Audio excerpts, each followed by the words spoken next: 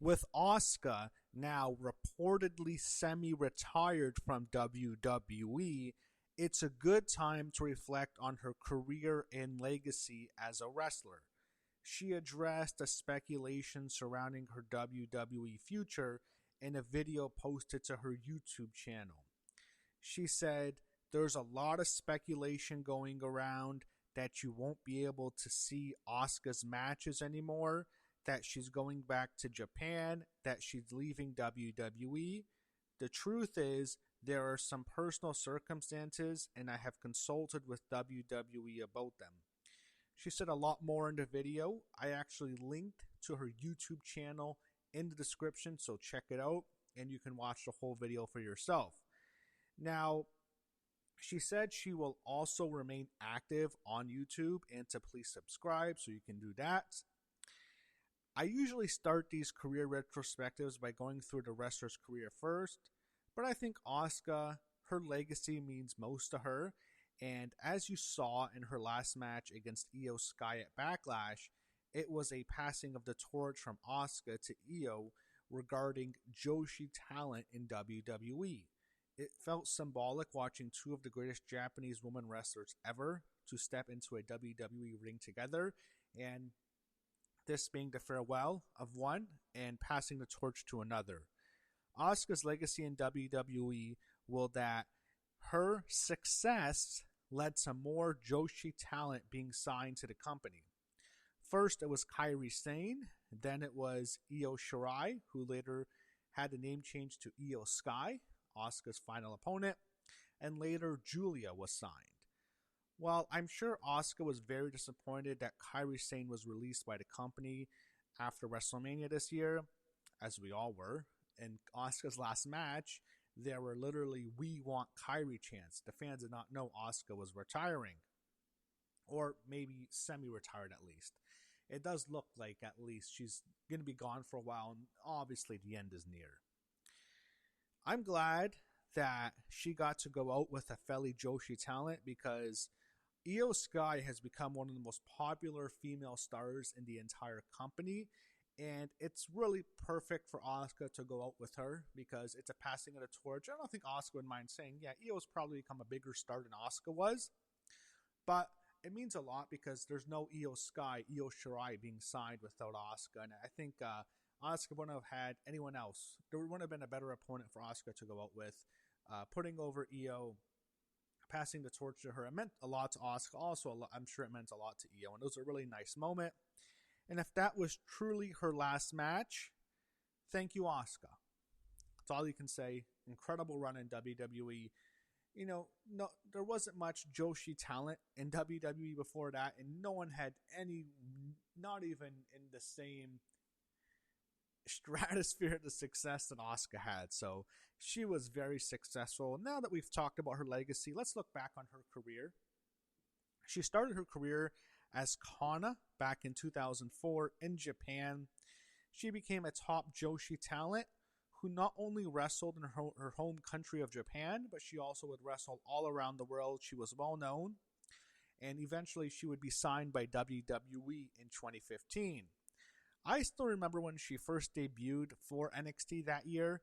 They would show, and this is when they were setting up her debut, they would show Dana Brooke and Emma, who were a team in NXT at that time, and they would watch videos of Asuka backstage, and they would look horrified. They sold it really well. It was funny because the fans, like the audience, couldn't actually see what was happening. They would have their the screen would be churned, so we can only see their reactions, and they sold it really well. They looked terrified, and it really made Asuka like, oh, this is something we haven't seen before. This is a real badass coming in. And she had her debut at NXT TakeOver Respect against Dana Brooke.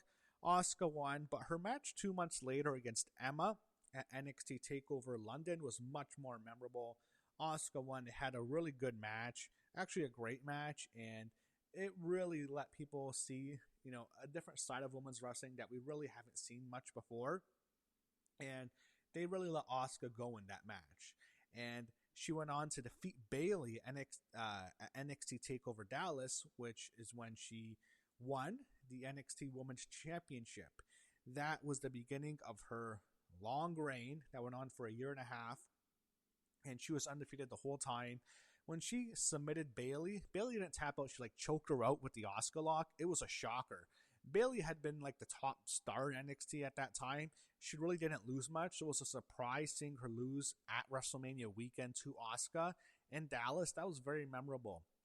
And Asuka would defend her title against Bayley again at NXT TakeOver Brooklyn 2 later that year. Asuka would win again. And then that's like really when she's just on a tear. She's defeating everyone. And it was a legendary undefeated streak, which, yes, it surpassed Goldberg's streak, which he's still salty about. He still disparages Asuka to this day. He'll do interviews saying he doesn't even know her name, Asuka. Like, shut up. He's still upset about it. He thinks it's a slight against him when it really wasn't. It had nothing to do with him. But let's focus on Asuka. We don't need to worry about him. But with Asuka, her best NXT matches, I think, were against Ember Moon. That was who I think was still her best opponent in NXT. Maybe her best opponent in general, one of them at least, because they had some great matches. The match they had at NXT TakeOver Orlando during WrestleMania weekend was very good, but then the match they had later that year at NXT TakeOver Brooklyn 3 was excellent. That was a great match. I thought Ember was going to win. I thought she was going to hit the Eclipse and win. I remember reviewing that match when I was doing LRMania the first year I was. And that was just a tremendous match. I was expecting Ember to win, but Asuka won, which was kind of a surprise. She retained her title, and they had a great match. Eventually, later, Asuka would be called up to the main roster in late 2017, and probably still her biggest win was winning the first ever Women's Royal Rumble match in 2018. I can't think of a bigger accomplishment, a bigger victory than that, even winning the belt, because that was a historic matchup. It really was. I know WWE would always tell us how historic and first time ever, but it really was. That was the first time the woman ever had their own Royal Rumble, and for Asuka to be the first ever winner was a big accomplishment and a big deal still to this day. But she went on to have her undefeated streak broken at WrestleMania 34 by Charlotte Flair. Asuka chose to challenge Charlotte. It was for the SmackDown Women's Championship, and Asuka submitted to the figure eight, and she was a heavy favorite in that match. I don't think she was ever really the same after that. I still think she was very successful, had a great run, but I don't think she was ever the same. Her aura was kind of lost after that, and it was a surprise. The fans were shocked. It was actually in New Orleans at the Superdome WrestleMania 34. 4 years prior to that, that's when The Undertaker's undefeated streak at WrestleMania was broken by Brock Lesnar. So, kind of came full circle. Another major streak ended in the same building. Then she didn't have a good 2018 after that. They dropped her out to Carmella twice on pay-per-views. They were not good matches. She kind of floundered until she finally won the SmackDown Women's Championship in a triple threat TLC match with Becky Lynch and Charlotte Flair, who were the two top female stars in the company at that time. Asuka won. She won her first championship. They had a great match. And then she went on to defeat Becky Lynch at the Royal Rumble in 2019. And that was a surprise because Asuka submitted Becky, and Becky was red hot as the man at that time. She was like one of the top stars in the entire company. She was that over and that popular, and Asuka beat her clean, submitted her. Becky would go on to win the Royal Rumble on that same show, so she would be the second winner. But Asuka, she kept the belts, but then she lost the title to Charlotte Flair. Second time she loses it. She lost her streak to Charlotte. Then the following year, 2 weeks before WrestleMania 35, she gets submitted by Charlotte on SmackDown and loses the championship. Many people were upset about that. She was supposed to have a match at WrestleMania 35, I think a fatal four-way with Naomi, Mandy Rose, and Sonya Deville. I believe that was a match. But it got changed, and then she was put in the Women's Battle Royal that year, the WrestleMania Women's Battle Royal, and she didn't win. So it was definitely a big step back from where she was at 34 to compare to WrestleMania 35. And then after that, she would form the Kabuki Warriors with Kairi Sane, who was just called up. They initially had Paige as their manager, but then they turned on Paige. Then they won the titles from Alexa Bliss and Nikki Cross later that year, and then they got a win over Charlotte Flair and Becky Lynch at TLC in 2019. It was a TLC match for the women's tag team titles, so Asuka with another win over Charlotte and Becky at TLC. That was a really good match. Remember both those matches at those two TLC matches that she had were both really good, and her and Kyrie would retain. Asuka then would lose to Becky Lynch. She challenged Becky for the Raw Women's Championship at the Royal Rumble in 2020, a rematch from the previous year. The storyline was Asuka having Becky's number, and this time Becky would triumph over Asuka, and Asuka failed. It was kind of, I guess at that time was like Asuka would have Becky's number, but then Charlotte would have Asuka's number, and Becky sometimes would have Charlotte's number. So that's kind of how they did it at that time period. So it's kind of like rock, paper, scissors in a way. And then the Kabuki Warriors would then lose their women's tag team titles to Alexa Bliss and Nikki Cross at WrestleMania 36 on the first night. And then Asuka, it was well known that Kyrie was probably going to leave WWE at that time because her contract was up and she reportedly wanted to go back to Japan. But Asuka would go on to win the Women's Money in the Bank that year. That was the Money in the Bank at the WWE headquarters in Stamford, climbed the corporate ladder. So she won Money in the Bank, but it was actually for the Raw Women's Championship. And when the briefcase opened the next night, Becky had the briefcase. She handed it to Asuka, who is now the new Raw Women's Champion. And Becky was leaving for a while because she was pregnant. And Asuka and Becky actually shared a really nice, wholesome moment on that episode of Raw. It was really nice because Asuka was already a mother and she was really happy for Becky. Both were emotional. It was a really nice moment. Then Asuka would lose her Raw Women's Championship to Sasha Banks on Raw later that year. That's when they basically had Bayley attack Kairi Sane backstage, and that's how they wrote off Kairi's character. And she would end up going back to Japan, so she was gone for a few years.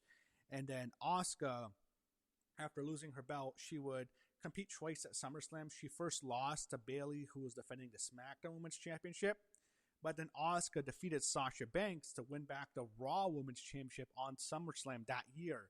And she would hold that title all the way to WrestleMania 37 when she lost it to Rhea Ripley.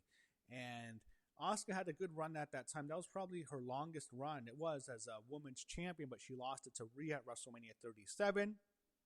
She was hurt for a while after that. She actually missed WrestleMania 38 due to injury, but then she would return later that same month in April of 2022.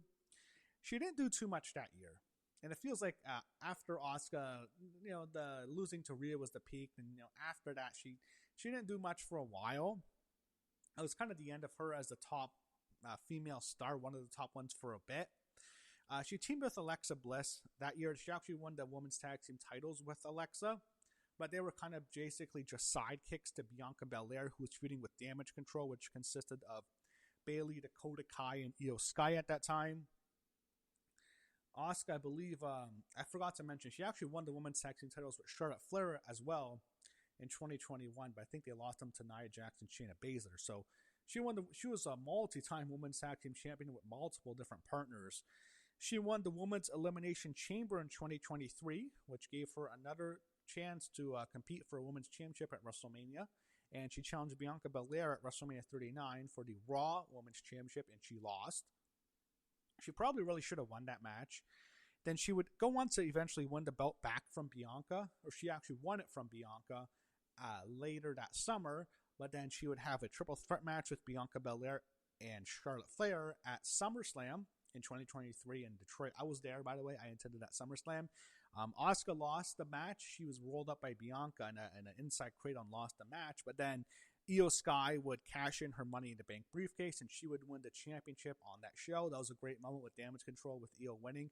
I'm sure Asuka was really happy for Io, but Io wins the match. Later that year, Asuka joins Damage Control after Kairi Sane made her return, and Asuka and Kairi would join Bayley, Dakota, and Io, who at the time was the WWE Women's Champion. And the whole thing was, the storyline was Asuka and Kairi were getting Io to turn on Bayley. They were making fun of Bayley. Eventually, Bayley would turn on Damage Control, and it would set up Bayley and Io to have their own match at WrestleMania 40. But Asuka would get her own match when she teamed with her fellow Damage Control members, Kairi Sane and Dakota Kai, in a losing effort, which was a 6-women's tag team match against Bianca Belair, Naomi, and Jade Cargill, who I believe had her main roster debut. And Asuka's team lost, and that's the most disappointing part of Asuka's WWE career. She finished 0-6 at WrestleMania. That's disappointing. That was always the worst part of it because, you know, she got hurt again after that. Then the faction was disbanded later in 2025. And, you know, the fact that she was 0-6 at WrestleMania kind of sucks. WrestleMania 34, she loses to Charlotte Flair. People thought she'd win. She lost. That's when her undefeated streak was broken. WrestleMania 35, she loses in the WrestleMania Women's Battle Royal after she lost to Charlotte Flair on SmackDown a couple weeks prior to that. WrestleMania 36, her and Kairi Sane lose the Women's Tag Team titles to Alexa Bliss and Nikki Cross. WrestleMania 37, she loses the Raw Women's Championship to Rhea Ripley. WrestleMania 38, she misses due to injury. WrestleMania 39, she loses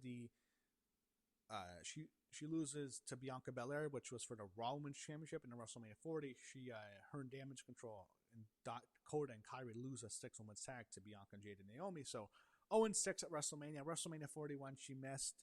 I think she was injured. I'm not sure. Like, she was gone for a while, it seemed like. Then last year, actually not last year, last month, a couple months ago, actually, she was supposed to have a match with Io Sky at WrestleMania 42, and the match just never got them on the card, and it was delayed to Backlash. So later last year, going back to that, she returns, and the storyline is she's upset that Io Sky and Rhea Ripley are really close. They have a close relationship, and Asuka doesn't trust Rhea with Io, and she wants Io to be aligned with herself and Kairi Sane as Asuka came back with the Kabuki Warriors. And it's like she hates that she hates that Io Sky likes Rhea Ripley and that they're close. And, she resents Rhea, and she wants Io not to be with Rhea, but to be aligned with them.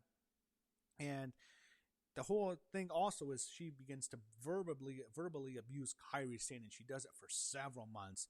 She's just brutal to Kairi. Kairi! She would yell at her and just disparage her, and everyone felt really bad for Kairi Sane. And we were all waiting for the payoff. Eventually, Kairi is going to stand up to the big bully Asuka. It's going to happen at WrestleMania. Asuka and Io. Kairi finally turns on Asuka. She stands up to her. It cost her the match. We're all waiting for that great payoff, and it never happened because Asuka and Io never happened at WrestleMania. Instead, on Raw, I believe Io and Rhea defeated Asuka and Kairi the night after WrestleMania, and then later that week, Kairi Sane is released from WWE, and I'm sure that must have upset Asuka because her and Kairi are really close, and she's close with the Joshi talent. I'm sure that really upset her. It upset all of us. Everyone was very upset that Kairi Sane was released from the company. It was unexpected, and I'm sure it had some effect on her leaving. I can't help but believe that there was at least some factor in Asuka leaving because Kairi was caught, and it really had to upset her. We all thought Asuka and Kairi was going to happen at WrestleMania. Instead, it's pushed back to Backlash. Io defeated Asuka in a great match. I really enjoyed it a lot. Afterwards, Asuka, who was like this big heel, embraces Io Sky, the babyface, and it was pretty obvious that something else was going on. Asuka and Io hug, they embrace. It was a very emotional moment for both Asuka and Io. Io means a lot to her. Like, she's telling the fans to embrace Asuka. It looked like this is Asuka's end. It looks like a retirement. It's like this kind of came out of nowhere. And then the reports are that she's semi-retired now.